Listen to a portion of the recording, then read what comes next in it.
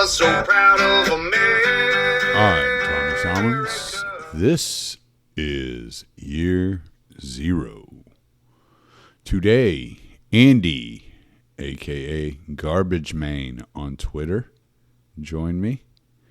And we had a chat about the drama he ran into, arguing all the feminists and the THOTs. Then we gotta let our conversation drift, and we got into eugenics and populism and all kinds of good shit.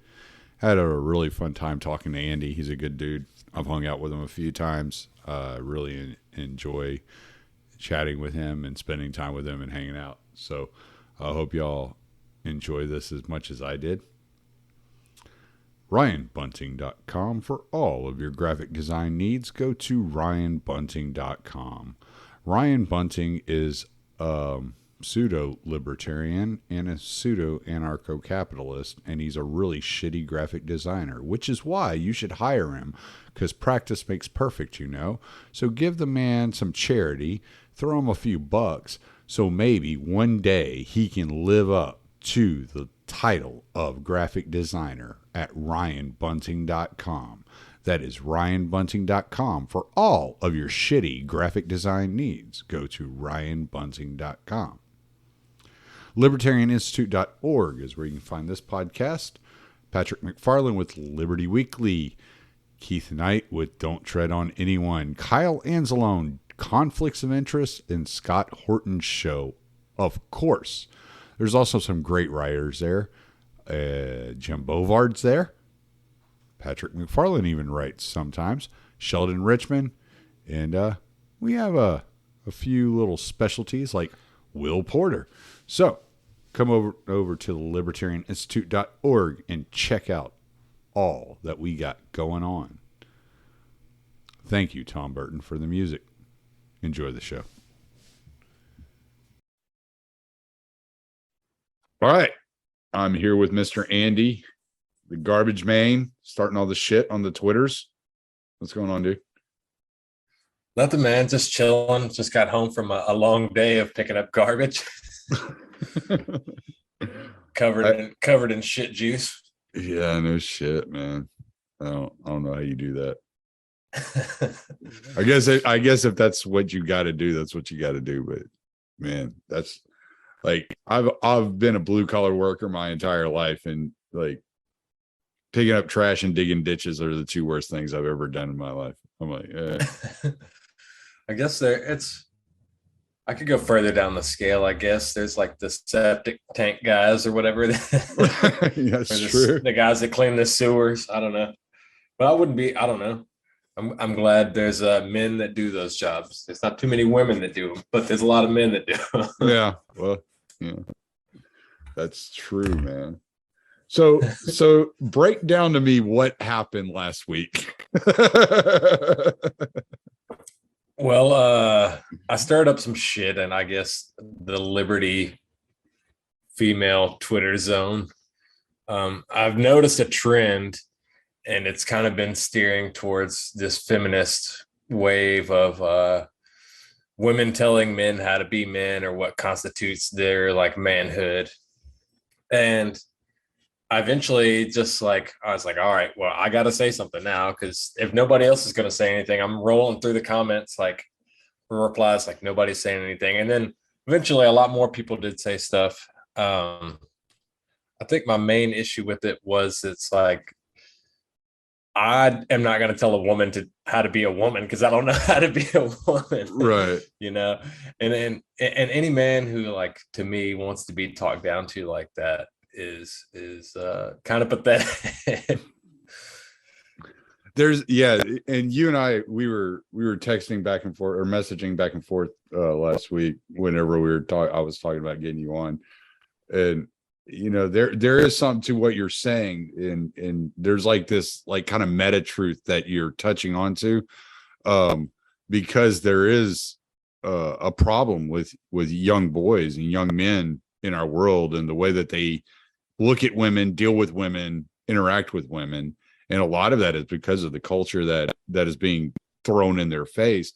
And I'm really sensitive to it, because I have I have 3 sons that are in their early 20s, right? Or 4 sons. Oh shit, 4. Yeah, 4. Not 2 daughters. I have 4 sons and 1 daughter. No matter how much of a pussy that one son is, he's still a They're in son. a good time. They're in a good prime time of their life to be making some good mistakes with women. Yeah. Yeah. Yeah, for sure.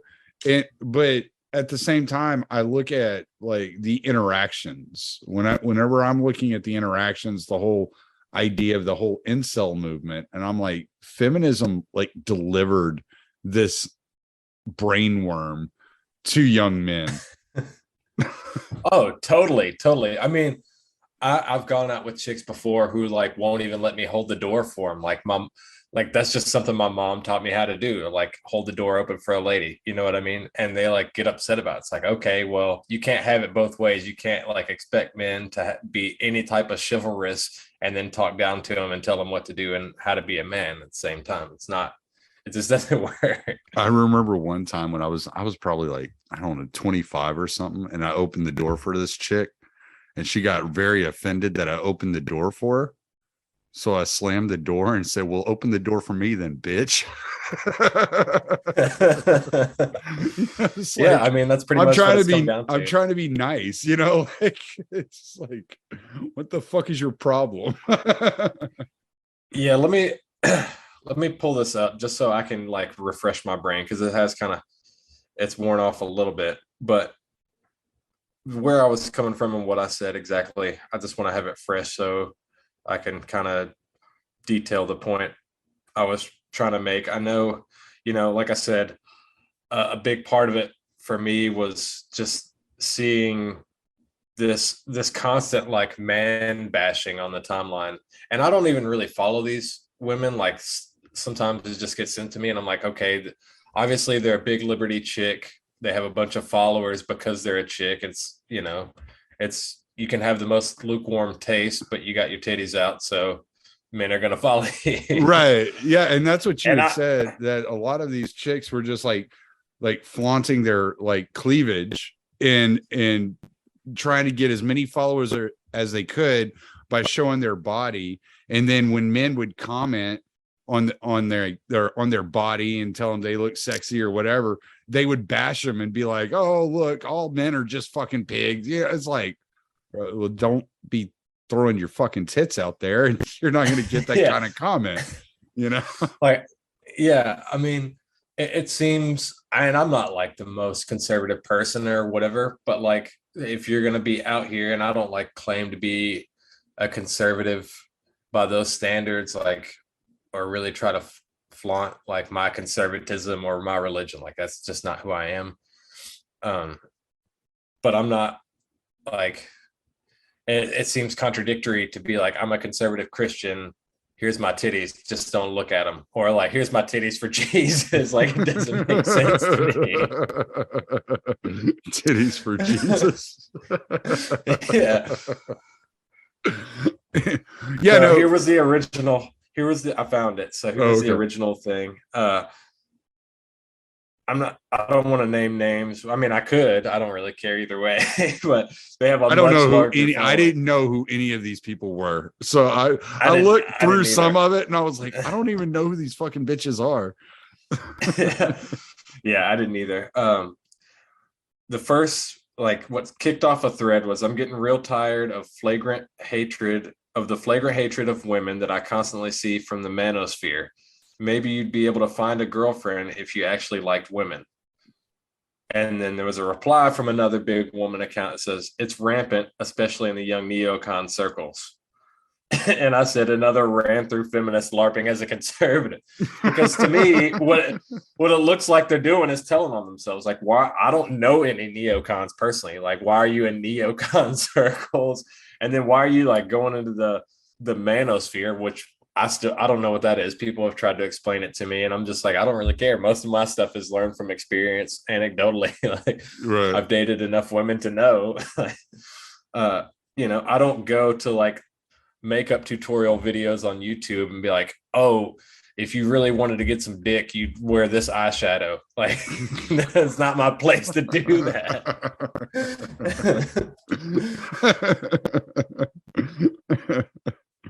if you wanted some dick, you'd close your mouth and open your legs.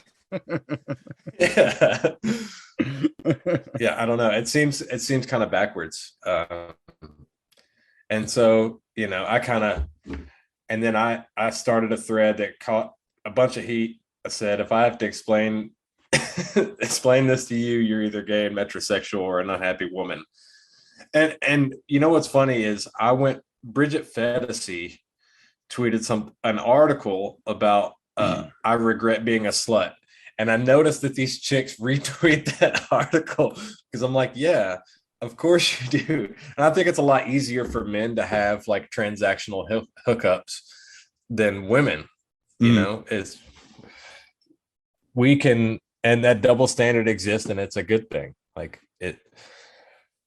there are people who say like man whores aren't good, and sure, I would agree with that. But there's a reason men are like able to go through those transactional hookup relationships and not be phased, whereas women get a little bit more emotionally attached. I'm not saying all women and all men either. There are men who can't take no for an answer or whatever. Like they hook up with the chick and then she doesn't want to get back together and he gets all butthurt about it. But more often than not, you see like even in like prostitution and shit, you see the men who basically run it. There are madams, sure, but when you're a woman has more repercussions when acting on these things, right? There are more physical repercussions, whether it's pregnancy or ending up with some shitbag that beats the hell out of her or whatever, So yeah, there are more repercussions to a woman being, a filthy little whore than there is, if a man is a filthy little whore. And so, yeah, no, I agree. And that's why there's always been a social stigma around it. What they call slut shaming was actually considered a good thing for millennia since the beginning of time, because of the repercussions that is carried on a woman's back, from going around and sleeping around with a bunch of men, right? You can have six babies. Ask any father. Yeah, you'd have ask six any babies father. from 6 different men that none of them stick around because you were just going throwing your shit around. Like that's not a good thing. That puts you in a bad situation. And then these people that do that end up turning to the government for help. And then the payload is on the taxpayer and everybody that's working for a living to take care of these children and to pay the way of these children that the fathers were never going to do. And the mother didn't have the common sense to close her legs for 5 minutes. Yeah. I mean, and if you ask any father who's halfway decent, who has a daughter, they're going to say, I don't want my daughter to grow up and be on the pole. Like if you ask a man that and he says, I want my daughter to grow up and be a stripper and OnlyFans girl, there's something wrong with that person. Right. Absolutely. Yeah. There are reasons that we make fun of, like there's those memes that go around where it's like the father, like, you're doing such a good job, baby girl. Here's $100. And it's like to her OnlyFans page and people make fun of it because it's not normal. Like that's not natural, Yeah. I don't want my daughter to feel like she has to strip for me if she wants $100, Yeah.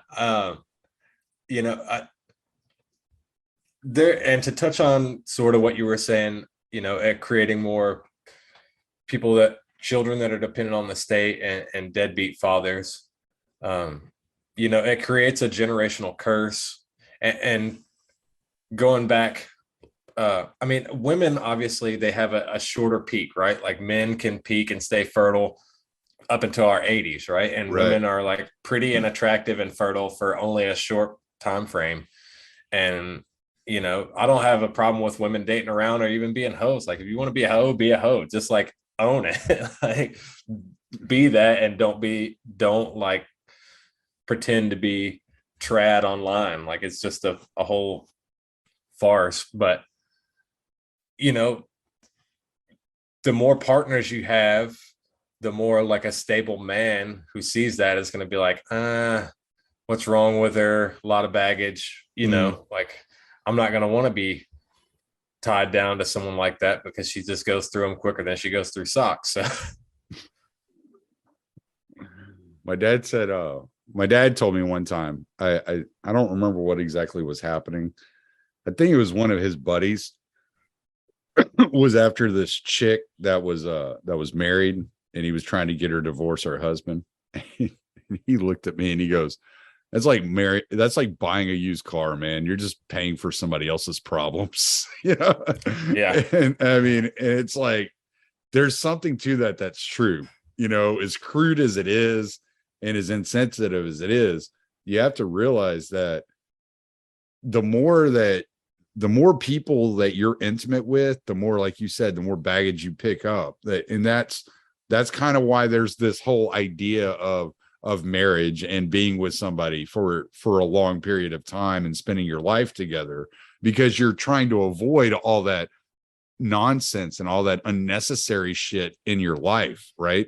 It's hard enough to correlate two lives together, to live together and become one and operate as a married couple. You don't want to also have to argue with her or her ex-boyfriend from 15 years ago or whatever, because he did some stupid shit and you gave her a look that made her remember it. Yeah. Or the 6 ex-boyfriends that she thinks about, throughout the day or whatever, you know what I mean? Right. Just random shit that happens. Like it's not good. It puts a strain on relationship and can create conflict. And if you're trying to be with somebody, you're not wanting to invite the world in. You're, Yeah, exactly. It's or like me, I've been married 2 other times, right? I've been married twice before I married Beatrix. I don't want her to have some insecure moment where she's comparing herself to my ex-wives. I'm not married to them for a reason.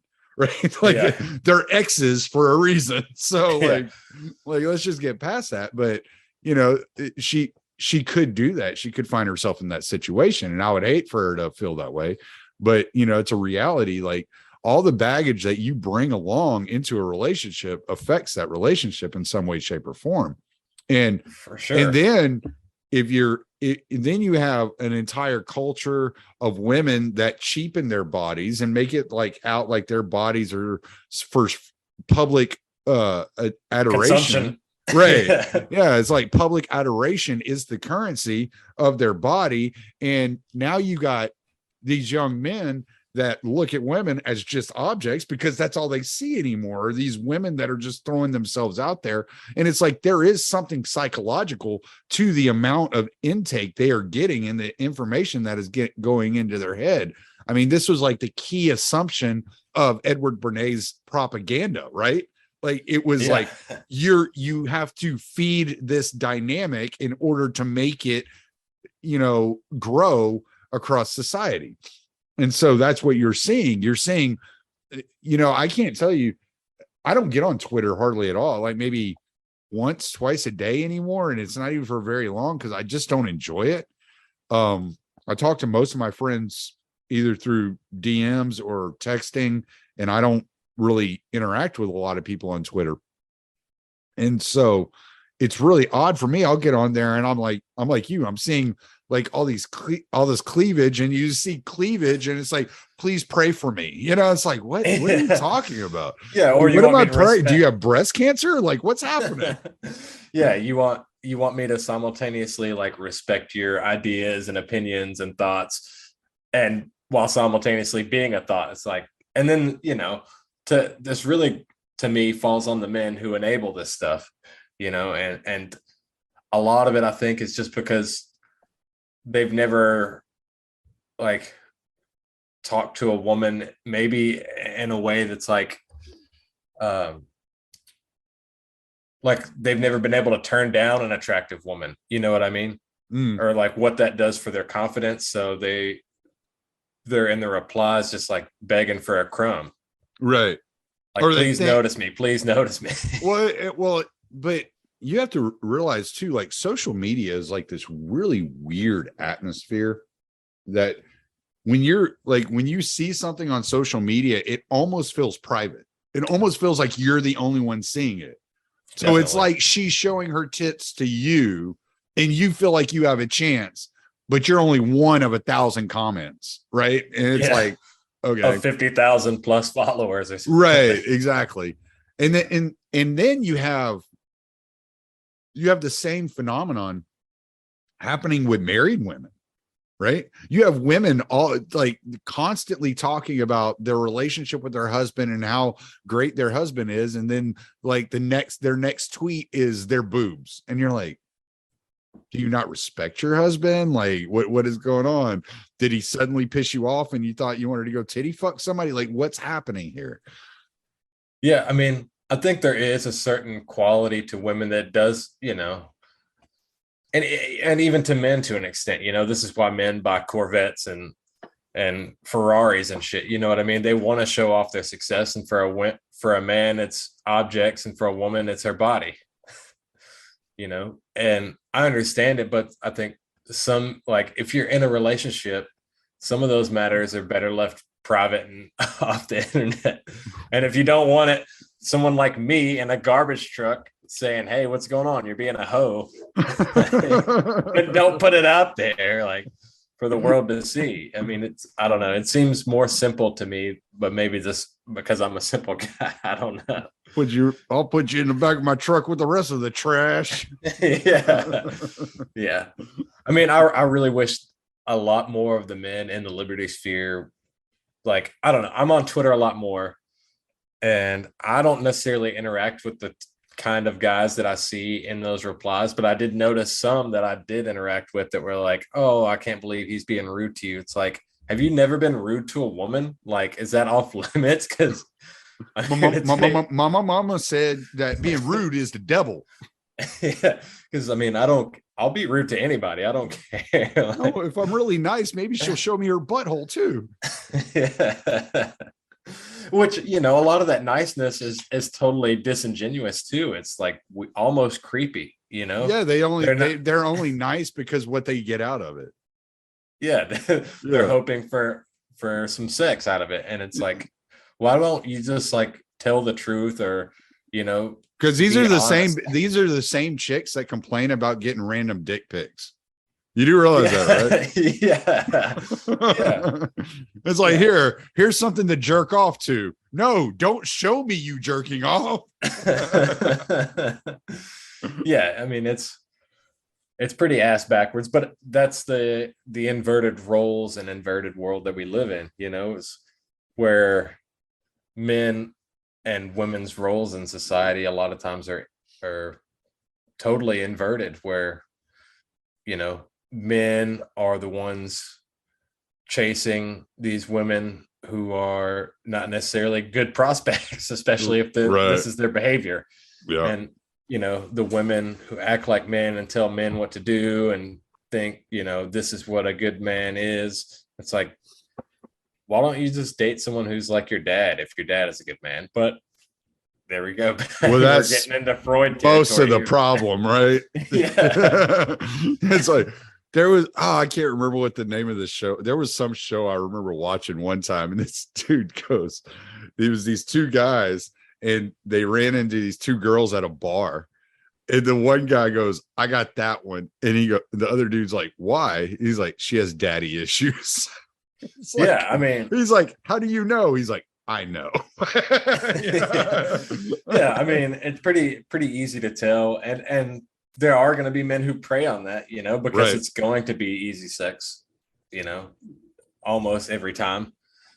And I'm not perfect by any stretch of the means. I've never been married. I've got a kid out of wedlock. Like, I'd like to eventually find, a wife to marry, but I'm definitely not going to marry someone who dog walks me on Twitter every day and says, oh, I sent my boyfriend on a boyfriend journey today and all this shit, and then post her titties. I'm like, no, I'm not going to have that. Like, this could be a fun fling, but don't tweet about me. While my boyfriend is not at home, here are my titties.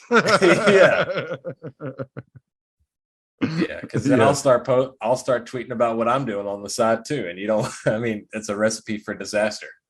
Yeah, It's just inviting conflict into your life unnecessarily. yeah. Well, it like I don't know. Maybe it's my age because I'm as I'm getting older, like my kind of worldview is getting a little more conservative about like I look at what's going on around me and I'm like, oh, come on, this is so fucking cringe, and it's probably something I would have enjoyed when I was 23, 24 years old, honestly.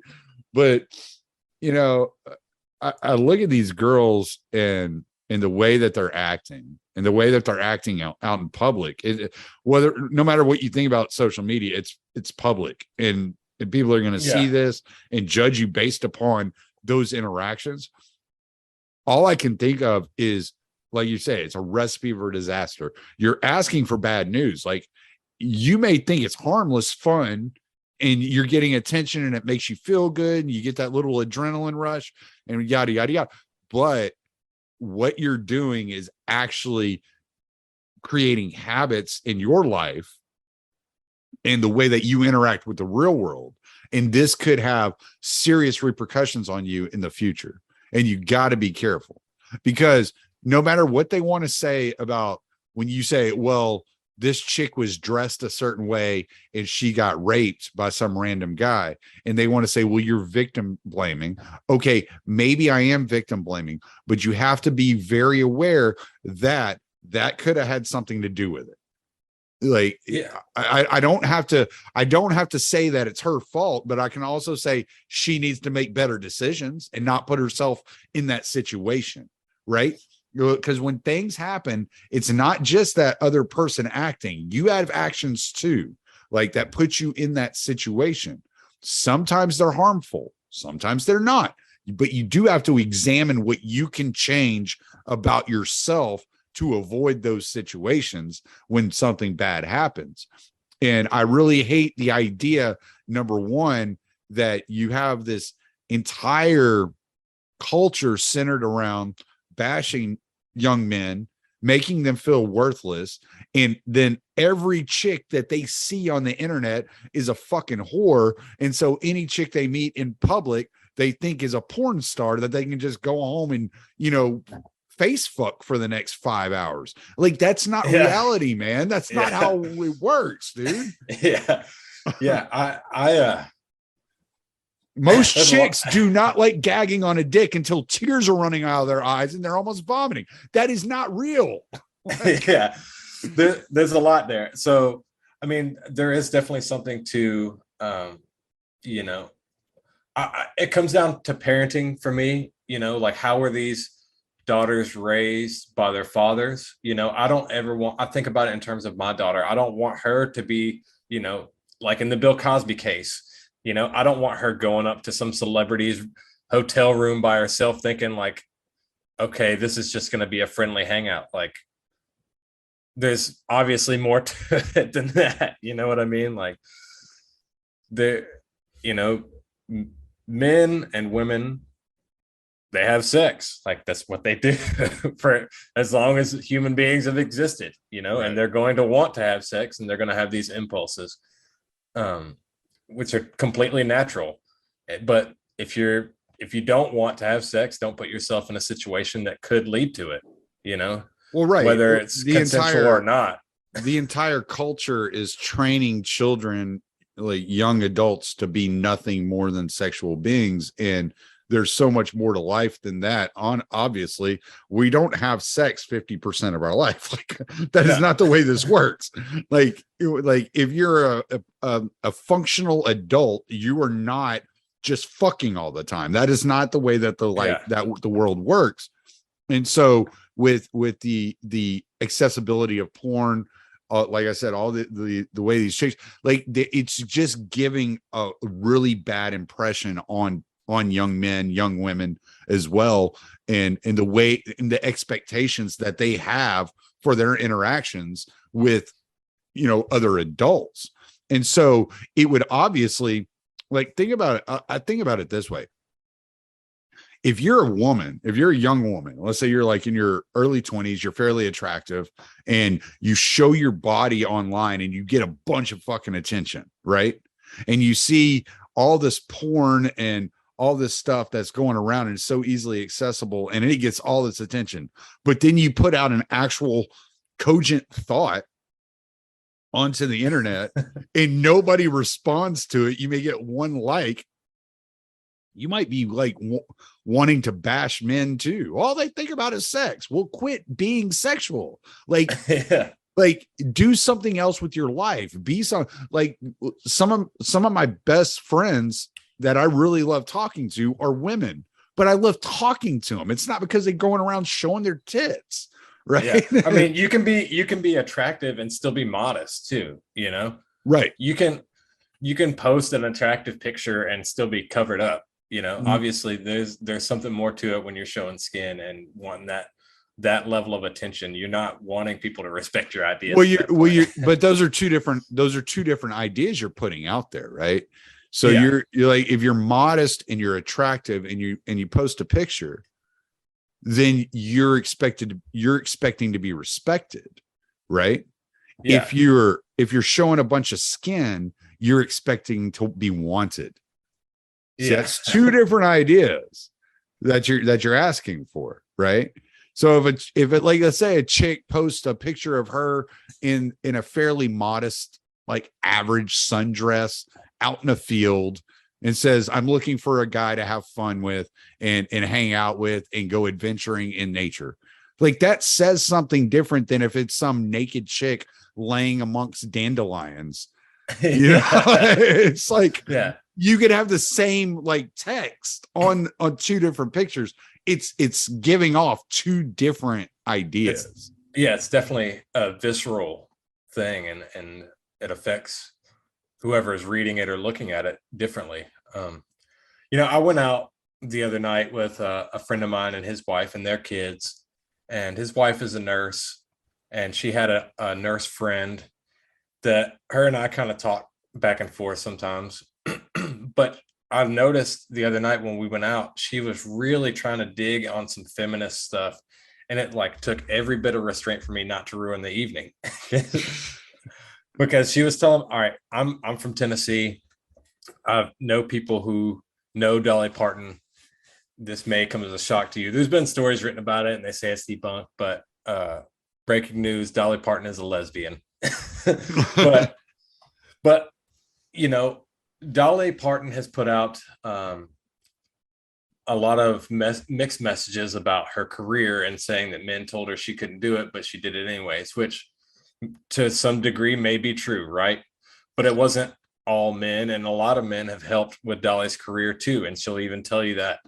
But this girl leaned over, someone was playing a song where we were, there was a band or a stage set up, and they were playing Jolene, and she leans over to my daughter. As if that song wasn't enough to tell you she was a lesbian. Yeah. She leans over to my daughter and says, hey, you know why Dolly Parton is the best? Because a bunch of men told her she couldn't be famous and she did it anyways. And I was like fuming at this point. Like, I'm about to ruin the evening. I like feel myself like, let me take a step back here. I took my daughter off and I was like, look, she just doesn't like boys. She's got a problem with boys. Like, Dolly Parton has a lot of boys that helped her out, and she'll tell you that. And we're from Tennessee, so just remember that. But yeah, that kind of stuff like aggravates me, especially like trying to date with having a daughter and stuff like that. Not that this was a date, but just like, you know, it's coming from every angle at the kids, and that's what bothers me the most, really. Like, if I don't necessarily have a problem more so with the hoes being hoes, I will call them on their shit, but I mean, what's happening now is going to be generational. Right. And that's what bothers me the most. I don't want my daughter to grow up hating men just by simply a virtue of them being men. And I wouldn't, if I had a son, I wouldn't want him hating women simply by virtue of them just being women. Yeah, but you could also, like, you know, like something like that. You also have to look at that person. You have to realize that person is just an NPC. Yeah, that I mean, those those types of things are what the culture says. And so they're just repeating popular culture. They're not thinking for themselves. They're not doing anything, productive. She's obviously single for a reason. And these things all happen. And you're like, okay, like maybe, yeah, I don't, how old are you? I can't even remember how old I'm 32. 32. Yeah, I knew you were a little bit younger than me, but I knew you weren't young. So yeah, like when you're in your 30s, man, it's hard, dude. Like finding a chick that's not completely damaged from a previous marriage or some previous fucking relationship, that's difficult. That's not going to be an easy feat, And if we go out together and if it's just her and I, there will be some course correction. I'll be like, hey, I don't care if you want to be like feminist or whatever. That's not for me. And that's not what I want for my daughter. Like, go full-fledged feminist if that's what you want to do. But that's just keep that away from my daughter. You can say that shit to me and it's fine. But you're telling this to a 5-year-old and like this like girl power, girls rule the world stuff. And it's like, how about we form lasting and meaningful relationships? What happened to that? Like my parents have been married for like 40 something years, Yeah. So to me, that was like my example. And if you don't have, I think that's a huge part of it is the family structure. And, we see more and more of that. I think last time I checked was, 40% of kids are born out of wedlock. And I'm obviously contributing to that stat, but there's a lot of absentee parents and mostly it's fathers, so if you don't have a good example of a meaningful and lasting relationship of a man and a woman who can resolve conflict without, screaming and yelling at each other or coming to blows about it, then you're much better off than the people who don't have that example or have a bad example. Yeah, no, and things are different now too. And so turning to and setting those examples and being that example and utilizing the past as key for wisdom is probably the best thing we can do, because I look around and just the way I look at culture and the way I look at the way that things are going, and it makes me want to be religious, right? It puts me in a situation where it's like, okay, those guys had something figured out. They knew something that we're obviously missing something here. Like something is really bad. And so it makes me want to cling on to that old-timey thinking. And like, what is it that they had that we don't have? And I think, and we can get into the post-libertarian talk here too, because we had talked a little bit about that. I just didn't have much time that day, but it did get brought up. I think this is where the post-libertarians are right when it comes to the high time preference and the low time preference and the way that we interact with each other. It's like interactions online are such a high time preference, like kind of action that for sure. Yeah, it's just like a complete, like, it's almost like when you pass somebody in New York City and you just brush shoulders almost. Yeah. Except in that second you cuss each other for the next hour. Yeah. And then you forget the other person exists. Yeah. Yeah. I don't know enough about the post-libertarians. I've listened to quite a bit of Pete's stuff and I tend to agree with him on a lot, but I don't want to like straw man any of their positions. I will say, our time preference definitely has been raised in the past couple of years with all the COVID regime shit. And we're realizing like how far out of hand things are getting. And, what I've read and studied, there's definitely, a religious component to culture that has helped insulate it. I think anywhere you have like insulated cultural enclaves, it doesn't necessarily have to be religious, but they tend to fare better than, this melting pot or whatever we want to call it. But there's like case studies in pre and post industrial Brazil with the Japanese immigrants there that tend to be more secular, but they ran it almost to avoid conflict. They stayed in cultural enclaves and didn't really interact with much of the native population. Right. And that really helped them avoid a lot of conflict. I mean, you could see this today with the Amish, if you want a religious example.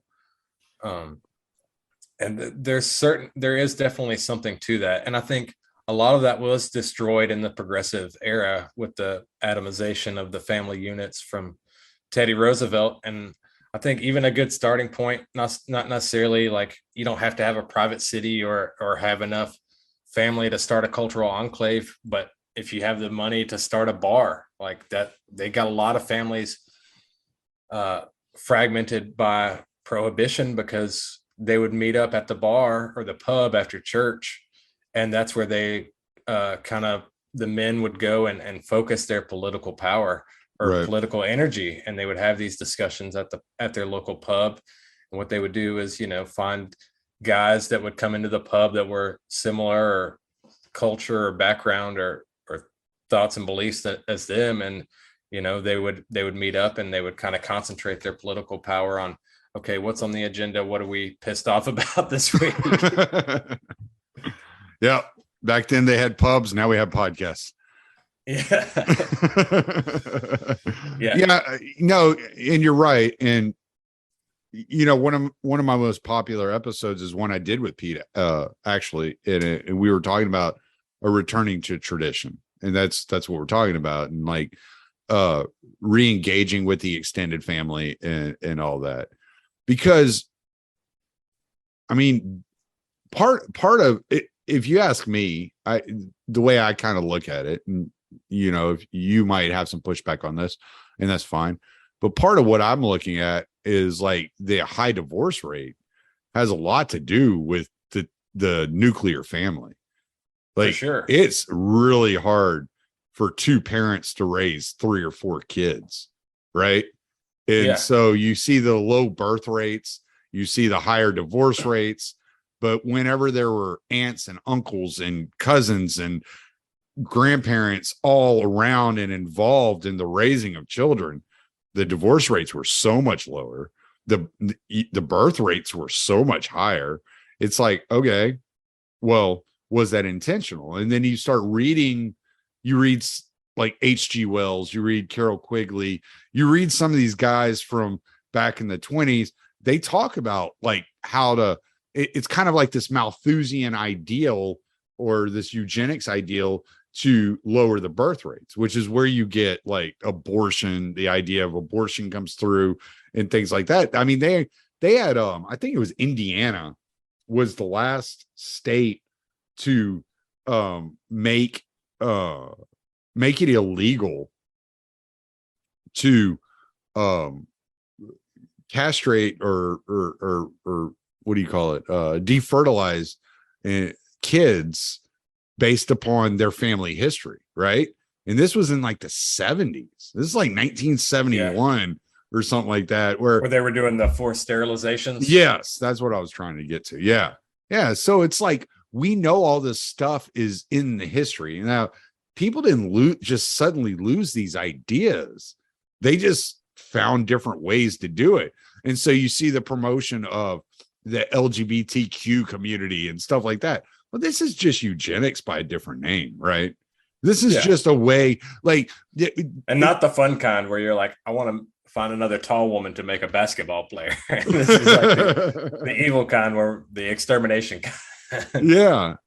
It's like, all right, like by promoting the transgender ideology and puberty blockers on kids, you're sterilizing the kids. They don't care that they're still sterilizing the kids. You can yell all day long, hey, this is sterilizing kids, this is harming children. They don't care about that. Why? Because it's very Malthusian. It's very much a eugenics kind of ideal that they have. this is how they are going to like bring the population down, and they can do it without murdering a bunch of people. They can convince you to sterilize your own child.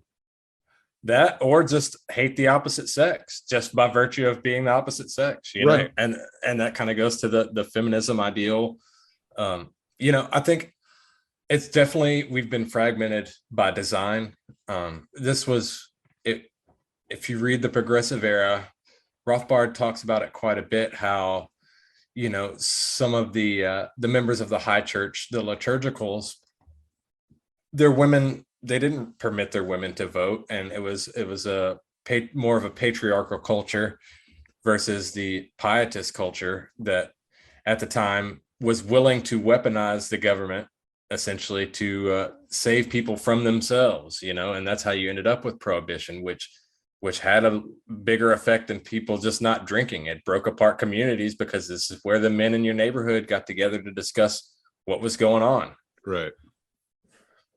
Yeah. Well, you know, have you ever read Renegade History of the United States by Thaddeus Russell? Yeah.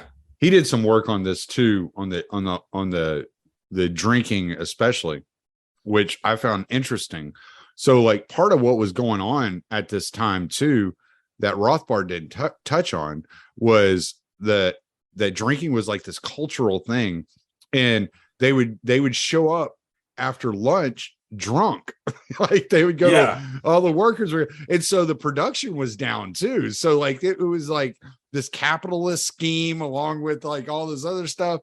And I think Rothbard did a really good job of showing that what we conceive of in modern times as capitalism is really just a scheme of progressives in order to enslave the lower classes to the higher classes.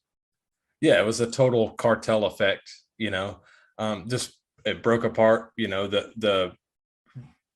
they were considered ethnic minorities at the time, but it was German and Irish and the Lutherans and Orthodox and Catholics, you know, to them, and Italians, you know, to them, drinking was a cultural pastime. You know, this is why no matter where you go in the world, if there's German immigrants there, there's going to be good German beer. Right. Even here in the United States, in South America, there's German cultural enclaves where they've brewed the best beer and outcompeted everyone there. But the progressive ideal was to cartelize and, you know, sort of weaponize the government against these people and basically strip them of all political power. And it left them defenseless and fragmented.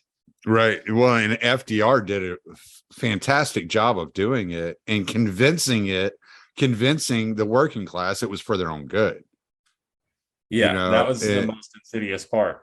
And so like, and that's one of the things I've talked about on this podcast a lot of times, is like, you have to realize that when you're talking to a conservative, they're looking at conserving FDR. They're not looking at conserving the American Revolution, right? Like, yeah, they can't get past, you know, the Great Society, all this shit.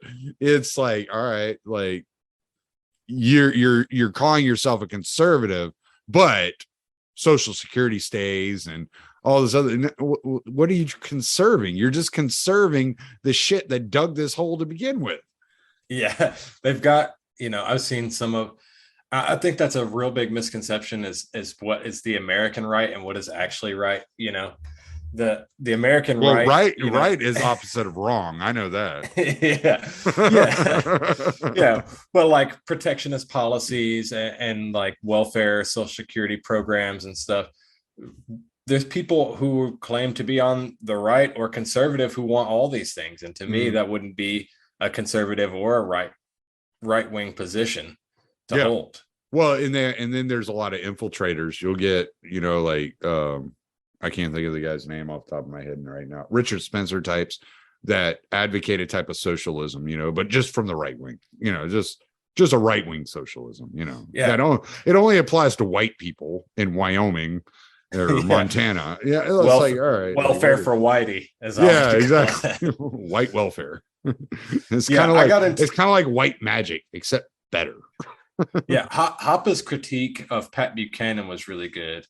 I'm real interested to hear, like, I want to hear Tho speak more to this. I listened to him have a debate recently where he kind of touched on it, but just the paleo strategy. And I do believe for the most part it worked. That's what gave us Ron Paul, and I think we have an opportunity, especially with everything going on, to make the right actually be right. We need to push them further our way, instead of being smug, libertarians who are like, okay, you're gonna fund the FBI no matter what. You know what I mean? Would they reach our way, accept the olive branch, say, yeah, we try to tell you, but here, let's look at this, and this is why this doesn't work. Yeah, like more Thomas Massey types. Yeah, I mean, we'd be a lot better off with 50 more Thomas Masseys. Well, you know who's impressed me, and I don't agree with her all the time, but Marjorie Taylor Greene is just fearless, man. That chick she is not afraid of anything. I'm like, you're gonna get Kennedy'd. Yeah, she's been pretty good. I watched her do some appearances on Tim Pool show with Massey, and I was impressed. But she regressed to the means in the past couple of weeks with the FBI raid, invoking Abraham Lincoln during the Liz Cheney thing, and not understanding that Lincoln was a tyrant and that Liz Cheney is actually more like Lincoln than she knows. If the populist wing of the GOP can have some kind of historical and economic foundation, they'd be much better off. Yeah. No, I the more I listen to her, the more I'm like, this chick just has like no give a fuck. She's just not afraid. Whatever you say about what she actually believes, she's definitely not scared. She's just like, well, fuck them. Maybe she's too stupid to be scared. I don't know. But there is something to that I like, and it is part of like what populism is, right? Like, I'd much rather have the plumber down the street be in DC representing me than whoever's in there now. Right. Exactly. At least he has a vested interest. He might exactly. Not be the I think that's why I find it so endearing. It's because it's like, oh, she's just like some average chick that I would meet like walking into my lumber store that I work at, buying material. Yeah, she's just some average, Joe Blow. Like, and I find that endearing because I'm like, hell yeah, you tell them. Yeah. And I'm not a party member. I haven't voted since 2008 for Ron Paul in the primary. I've kind of teetered on the edge with the Mises caucus stuff, and I respect their vision of what they're trying to do. I think anyone who thinks that they're going to get elected on a national level is delusional. But if they can push more local things, and on a national level, their goal should be to have a hit piece come out about them every day in the New York Times, calling them racist, sexist, and homophobic. That's when you're winning. Yeah, I mean, there's no such thing as bad publicity. Yeah, especially when it's coming from your enemies. Like, right, you want them, like, all of the populists look at the New York Times and the Washington Post as a rag. So if they're writing hit pieces on you, someone might not know who you are, but they're like, oh, they're calling these people racist. Well, that doesn't mean anything anymore because it's been so watered down. So right, we think these guys are cool now. Oh shit. We don't give a shit what the Washington Post has to say. Now we like this. Yeah, well, I mean, we all know what they're doing. It's not like they hide it, so it's like, okay, say what the fuck you want. I'm going to go I'm going to pin it to the top of my page, Yeah. If you talk about me. Yeah, because we all know who you are and what you're doing. And it's no shock. My biggest issue is families. If you start to restore families, DeSantis has been doing some good work. I saw him do a press conference with Tony Dungy and some others talking about disincentivizing broken families and incentivizing fathers being in the home, which I thought was great. And I'd really like to see the LP or the Mises caucus take a push on that. And you and I have talked about this a couple of times hanging out, but just, you could set up a booth outside of a family court and get tons of anti-government radicals right there. Right. And once you restore the family too, you'll see a lot of social ills go to the wayside because people are less dependent on the state. Yeah. I mean, I've said several times that the fastest way to radicalize a father is to put him through family court. There's no quicker way to radicalize a man than to put him through family court. And just think about, how many men are out there doing the dirty jobs, cleaning out the gutters and taking out the trash, that are single fathers that have been through that system, waking up at 5 to go to a job they don't really like or want to have, but that's what keeps society going. Yeah. It's true. Believe it or not, like my household with me and Beatrix is extremely traditional. Like when it comes to like inside, like cleaning and cooking, she does all that. I'm outside sweating. She doesn't want to sweat. She's like, nope, you go do that. Like you deal with the ducks, you deal with the chickens, you deal with the greenhouse, you water the plants, you do all that and mow the yard and do all that. And I'll make sure that you eat and the house is clean. I'm like, that's fair. I sweat all day anyway, so whatever. We're biologically wired for a lot of that stuff. My folks are a little bit different because my mom just likes digging out in the garden. So my mom and dad will occasionally fight about who gets to mow the yard, but it's not bad. It's more sweet than anything. Because Beatrix thought she wanted to until she realized how hot it got. And then she was like, fuck that. I'm not doing any of that. Man, you should, so at work, when I'm pissing these people off, I'm working on a lot of new construction, new build neighborhoods. And I'm looking at the comments from all these pathetic men going down like, oh, you're so pretty. I can't believe you're into liberty like me. Please notice me. But then I'm looking out my window at these new construction builds, and I'm looking at the Mexican and South American immigrant women that are out there busting their ass. Like you'll see them on a roof, you'll see them pitching drywall. I actually was delivering to because I do a lot of used to do those jobs. I do a lot of new construction, and that's where I'm delivering a lot of lumber to new construction. And I went to a job the other day. The guy was a foreman and his whole crew was chicks. It was just it was like 6 women, and they were like doing the sheetrock in his house. And I was like, damn. Yeah. I mean, there's some tough chicks out there, and I think part of what has made these men so pathetic is they're not getting out there and doing the dirty jobs as much as they used to. Everybody wants to be a member of the laptop class, Right. Yeah. If you're digging a ditch or swinging a hammer or picking up trash, like you don't have a lot of time to be pissed off about like petty bullshit. Like you say, oh, this is bullshit, and you move on, and people get upset with you, but you don't really give a shit about the blowback. Right. Yeah. Well, I don't spend more time podcasting and reading because I spend most of my time outside. So it's like, all right. So that is life. Yeah. I mean, I like to stir up shit on the internet. I mean, it's just the interwebs. It's not real anyway.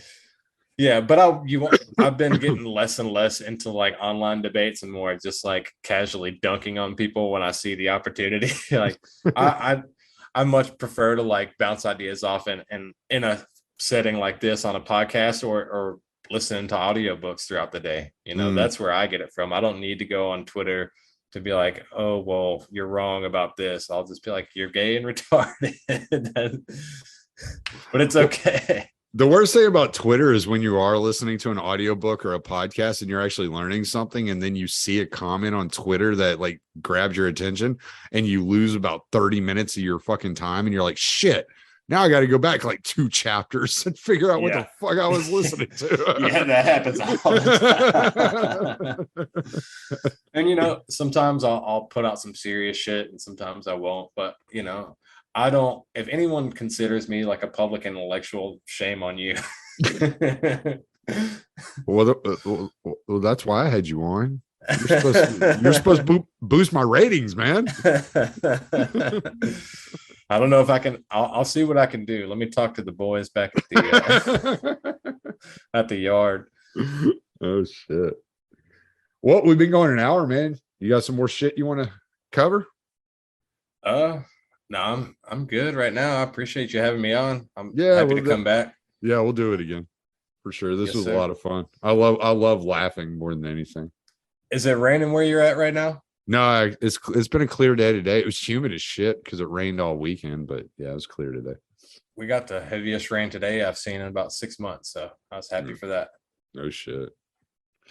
Eesh. Y'all had that flooding. Well, didn't y'all have some flooding a while back? It always gets it here just because it doesn't rain enough, and when it rains heavy. Oh, okay.